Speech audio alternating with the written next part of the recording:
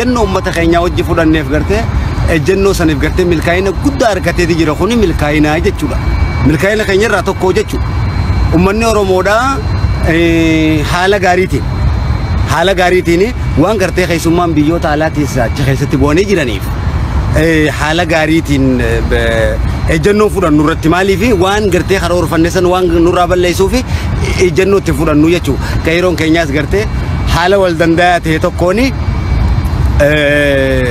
hiriira kana gartee baanee guutummaan Oromoodhaa akka nafnee jechuun mirga isaa gartee qotee bulaan keenya gartee bobaasaa jalatti ilmaan isaa qabatee mirga isaa kasarbame mirga keenya kasarbame addunyaa guutuurratti baanee himannaa jechuun addunyaa guutuun akka laaltu gocha nurratti raawwatame kanaaf.